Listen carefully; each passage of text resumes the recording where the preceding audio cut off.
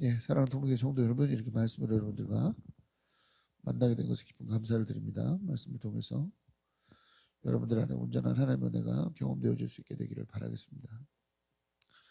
자, 오늘은 창세기 8장 말씀을 함께 살펴볼 거예요. 창세기 8장 말씀은 창세기 8장 말씀은 하나님께서 우리 가운데 함께 하시는 부분, 드디어 홍수가 끝나고 홍수 가운데서 새롭게 시작하는 그러한 또 세상의 모습이 기록되어져 있는 것을 볼 수가 있습니다.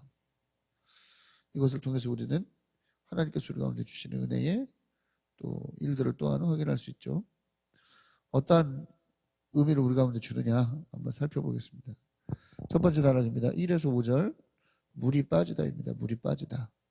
자, 하나님께서 노아와 짐승들을 돌아보셨다 말씀하고 있는 것을 볼 수가 있어요. 여기서 돌아보셨다고 하는 것은 기억하셨다라고 하는 말씀, 기억하시다라고 하는 말씀을 우리가 볼 수가 있는데요. 기억하시다라고 하나님 하시면 언제나 하나님은 움직이셨습니다. 하나님께서 우리의 어려움, 하나님께서 우리의 어떤 신음 기억하시면 하나님은 그대로 가만히 계시는 게 아니라 움직이셨다는 거죠. 예, 하나님은 움직이셨습니다. 땅 속의 깊은 샘을 닫게 하셨고 하늘의 비를 그치게 하셨어요. 그래서 홍수가 시작된 지 150일 만에 물이 줄어드는 일들이 일어나게 되었습니다. 예, 그래서 일곱째 달 열일에 아르라산의 방주가 걸리게 되고 또 10달째 초하루에 산봉우리가 드러나기 시작했다라는 것이죠. 물이 가득 찼다가 모든 것을 삼켰다가 이제 물이 조금씩 수위가 낮아지고 있는 것을 볼 수가 있죠. 뭡니까? 하나님의 진노가, 맹렬한 하나님의 진노가 그치고 드디어 하나님의 은혜가, 살펴주신 하나님의 은혜가 시작되는 것을 볼 수가 있죠. 자, 물이 가득 찼다는 걸 뭐라고 말씀드렸어요? 전날 뭐라고 말씀드렸습니까? 하나님의 창조 이전의 상태로 세상이 돌아가는 것이다라고 말씀을 드렸는데 이제 뭐예요? 물이 빠진다는 것은 세상이 점점 정상적인 상태가 되어가는 것을 말하고 있는 것이죠. 예, 드디어 하나님의 진노가 거치고 땅이 정상으로 돌아오는 그러한 일들이 시작되는 것을 볼 수가 있습니다. 여러분, 하나님의 진노에는 한계가 있어요. 하나님의 진노는 끝까지 가지 않습니다. 진노가 있어요. 왜? 하나님께서 진노하신 이유는 우리를 멸망시키기 위한 진노가 아니라 우리를 구원하시기 위한 진노이기 때문입니다. 그렇기 때문에 진노에는 한계가 있어요. 그리고 또한 진노 중에도 하나님께서 우리 가운데 베푸실 긍휼을 기대할 수 있는 겁니다. 어떠한 경우에라도 우리는 하나님께서 우리 가운데 은혜를 베푸신다는 것을 잊어서는 안 됩니다. 그렇기 때문에 늘 우리가 어떤 상황 속에 있다고 하더라도 우리가 어떤 말도 안 되는 죄악 가운데 있다 하더라도 하나님 앞에 나아가는 그런 삶을 놓쳐서는 안 되겠습니다. 하나님께서 여러분을 기억하시도록 끊임없이 하나님과의 교제를 시도하신 여러분들 되시기를 그리스도 이름으로 강력히 축원합니다. 자, 다음 달락으로 넘어가죠. 6에서 19절 노아의 태도입니다. 노아의 태도. 자, 하나님의 은혜가 시작됐고 그 은혜 가운데 있는 노아의 모습이 그려지고 있습니다. 자, 노아는 하나님께서 베풀어 주시는 은혜를 재차 확인하는 모습을 보여주고 있는데요. 40일자가 되었을 때 노아가 방주의 창을 열고 비가 그친 것을 확인하죠. 그리고 땅의 상태를 확인하기 위해서 뭐합니까? 까마귀를 처음에 내보냈다가 까마귀가 이리저리 날아다니면서 그냥 아무런 소득을 아무런 결과물도 가져다 주지 못하니까 비둘기를 내보내죠. 비둘기도 마찬가지로 처음에 그냥 돌아왔다가 이래 후 비둘기를 내보냈을 때에는 올리브잎을 물고 오고 이것을 통해서 물이 빠졌구나라는 것을 알게 됐고요. 이래 후 다시 비둘기를 내보냈을 때는 비둘기가 돌아오지 않았다. 이것을 통해서 물 마른 것을 확인했다라고 성경은 기록하고 있습니다. 네. 여러분 노아는 제차 3차로 확인하죠. 예. 하나님의 뜻, 하나님의 하실 일들을 확인합니다. 확인하는데 어떻게 확인합니까? 지혜롭게 확인을 하는 것을 볼 수가 있죠. 무턱대고가 아니라 뭐예요? 지혜롭게 확인하고 있어요. 노아가 썼던 이 방법은 옛 선원들이 쓰던 방법들이었다고 합니다. 무하고 얼마나 가까운가 확인하기 위해서 새들을 이용했던 그러한 선원들의 방법을 활용한 것이라고 하죠. 그만큼 노아가 지혜를 가지고 있었다는 것을 알 수 있어요. 여러분 하나님을 믿는 사람들은 지혜로운 사람들이어야 합니다. 지혜로운 사람들이어야 해요. 하나님과 가까이 할 때 하나님께서 우리 가운데 그러한 지혜를 부어주시죠. 성령께서 우리 가운데 그러한 지혜를 부어주세요. 우리는 성령님을 따라서 이러한 지혜를 활용해야 하는데 여러분 이것이 가장 리더로서의 자질임을 기억하십시오. 리더는 지혜로운 사람이 돼야 돼요.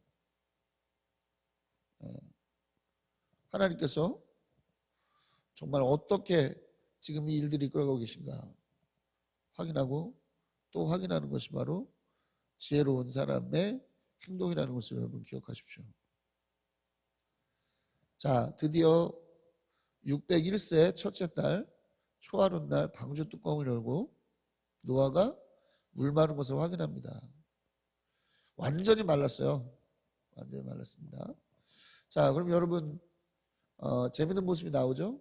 노아는 분명히 이 바깥에 물이 말랐다는 것을 확인했음에도 불구하고 어떻게 하죠? 섣불리 나가지 않습니다. 언제 나가요? 하나님께서 나가라 말씀하실 때, 그리고 하나님께서 생육하고 번성하고 땅에서 잘 살라고 하는 그 축복을 듣고 난 뒤에야 방주문을 열고 나옵니다. 여러분 노아는 확인했어요. 그래도 뭐 했습니까? 하나님의 사인을 기다리죠. 어떤 인간적 확신, 어떤 인간적 그런 결단을 가지고 행하지 않았다는 거예요.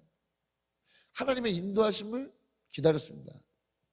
그리고 하나님의 인도하심이 있고 난 뒤에야 움직였어요. 노아는 절대 하나님의 인도하심보다 앞서지 않았습니다. 이것 또한 지혜죠. 이것 또한 지혜입니다. 우리는 지혜롭다라고 하면 사람이 가지고 있는 지혜, 사람의 판단대로 가장 좋은 방법을 선택하는 것이 지혜라고 생각합니다. 가장 사람들이 납득하기 좋은 방법으로 행하는 것이 지혜라고 생각해요. 그렇기 때문에 오히려 더 하나님을 믿는다고 하면서 하나님께서 원하시는 방법대로 하지 못할 때가 많다니까. 왜? 내 지혜로 내 생각으로 납득되지 않으면 할 수 없는 거예요. 하지 않는 거예요. 오히려 더 믿음 있다고 하면서 믿음 없는 사람과 같아질 때가 많습니다. 그렇기 때문에. 그러나 중요한 것은 뭡니까? 하나님의 인도하심, 무엇보다도 하나님의 인도하심을 먼저 앞세우는 사람이 되어야 됩니다. 네. 그럴 때 뭐가 나타나는 거예요? 하나님께 주시는 은혜를 온전히 받아 누릴 수 있는 겁니다. 바라기는 하나님의 인도하심보다 앞서지 않는 여러분들 되시기를 그리스도의 이름으로 축원합니다. 또 한 가지 포인트. 자, 노아는 정결한 방법이 결실을 가져온다는 것을 보여줬어요. 까마귀는 레위기 11장 15절, 신명기 14장 14절을 기준으로 볼 때 부정한 새입니다. 부정한 새. 자, 부정한 새를 처음에 이용했을 때 어땠어요? 원하는 결과를 얻을 수 없었죠. 그러나 정결한 새를 이용함으로써 어떻게 됩니까? 원하는 것을 얻을 수 있었습니다. 네. 그렇죠? 이거 중요해요. 우리는 어떤 경우에도 뭡니까? 하나님께서 보시기에 정결한 그런 방법으로 하나님 앞에 나아가야 됩니다. 부정한 방법으로 우리의 생각엔 지혜로워 보인다고 부정한 방법을 쓰는 게 아니라 우리의 생각에 좀 모자라 보여도 하나님 보시기에 정결한 방법을 써야 돼요. 정결한 방법은 뭐예요? 말씀대로 하는 겁니다. 세상이 미련하다고 돌을 던져도 우리는 뭐 하는 거예요? 말씀대로 하는 거예요. 세상이 바보 같다고 손가락질해도 우리는 말씀대로 하는 겁니다. 의로운 방법대로 하는 거예요. 그것이 바로 하나님 앞에서는 지혜입니다. 바라기는 언제나 정결한 마음, 정결한 생각, 정결한 방법으로 나아가시는 여러분 되시기 바랍니다. 자, 20에서 22절입니다. 다음 단락 노아의 예배입니다. 노아의 예배. 자, 노아의 첫 제단 쌓아지죠? 그렇죠. 이렇게 큰 은혜를 받았는데 예배 드리는 것은 당연하죠. 첫 시간을 예배 드리는 건 당연합니다. 자, 정결한 짐승을 잡아서 또 새를 잡아서 번제를 드렸어요. 그런데 하나님께서 그 향기를 맡으시고 어떻게 하셨다고 말씀합니까? 기뻐하셨어요. 그래서 땅을 저주하지 않기로 다짐을 하십니다. 성경을 보니까 하나님께서 흠양하셨다, 기뻐하셨다라고 하는 표현이 하나님을 진정시키다라고 하는 의미의 뜻이 있더군요. 하나님을 진정시키다. 또 예배의 효과 중에 하나임을 알 수가 있습니다. 그렇죠? 하나님께서 맹렬히 진도하실 때 하나님 앞에 진정한 예배를 드림으로써 하나님의 진노가 멈췄던 경우 너무나 많습니다. 너무나 많아요. 그렇기 때문에 뭡니까? 우리가 진노 중에도 또 예배하고 또 날마다 하는 예배하는 건 너무나 당연한 것이 아니겠는가 생각을 해봅니다. 예배에 대해서는 좀 오늘 저녁에 또 깊게 얘기를 하려고 합니다. 아시고요. 아무튼 자, 예배 효과는 그런 부분들이 있다. 우리는 어떻게 된다? 더욱더 어려울 때일수록 더 예배해야 된다. 하나님은 이러한 계기를 통해서 뭘 깨달으셨느냐? 뭘 깨달으셨다기보다는 뭘 인정하셨느냐? 사람이 악하구나. 이거 어릴 때부터 악하구나. 이거 사람의 영적 현실을 인정을 하시기 시작하고 또 그로 인해서 그렇기 때문에 모든 생물을 없애지 않겠다고 말씀하고 있는 거예요. 땅이 있는 한 뿌리는 때와 거두는 때, 추위와 더위, 여름과 겨울, 밤과 낮이 그치지 않을 것이다 말씀합니다. 하나님께서 뭐 하는 거예요? 사람으로 인해서 땅이 저주받고 땅이 심판받는 일을 이제는 하지 않으시겠다 결심한 거죠. 이건 뭐냐? 단순히 사람을 죽이는 거, 그것으로는 이 죄의 문제가 해결이 안 되는 것이구나라고 하는 것을 하나님께서 인정하신 거죠. 사람이 아닌 뭐예요? 사람 안에 있는 죄가 문제구나라고 하는 것을 하나님께서 이제 공식적으로 인정하신 거고요. 멸망시키는 방법으로서가 아니라 다른 방법으로 이 죄의 문제를 해결해야 되겠구나라고 하는 결심을 하신 것으로 보입니다. 뭘 암시하고 있는 거죠? 예수님을 암시하고 있는 겁니다. 오실 예수님, 수천 년 후에 이 땅 가운데 오실 예수님을 지금 암시하고 있다는 것을 볼 수가 있죠. 그리고 실제로 아무리 악한 일이 있더라도 하나님의 심판의 칼이 이렇게 정말 인간 전체에게로 뻗치는 경우는 없었다. 그러나 구원의 은혜는 어떻게 됐다? 예수 그리스도의 십자가 은혜는 그러나 모든 인류에게로 그 영향력이 뻗쳤다. 그러니까 뭐예요? 멸망을 시키는 방법이 아니라 구원하시는 방법, 모두를 구원하시려고 하는 그 하나님의 계획이 이때 세워진 것으로 봐도 되지 않겠느냐, 이런 생각이 드는 것이죠. 그렇죠? 하나님은 모든 사람이 구원에 이르기를 원하신다 말씀하죠?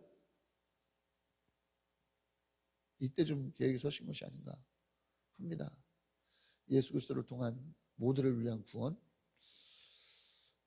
아무쪼록 이 홍수는 인간의 역사에 있어서도 또 하나님 나라에 있어서도 아주 획기적인 계기가 됩니다.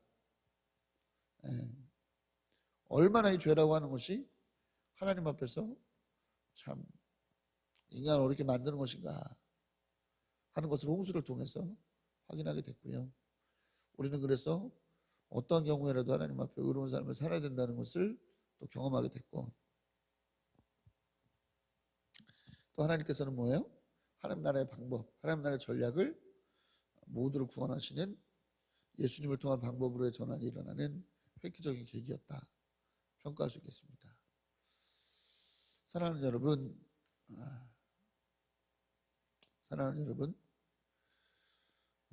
오늘 하루도 하나님의 일하는 은혜들을 생각하면서 어떠한 경우에라도 하나님의 마음을 아프게 하지 않는 거룩하고 정결한 삶을 살아가는 저 여러분들 될 수 있기를 그리스도의 이름으로 강력히 축원합니다.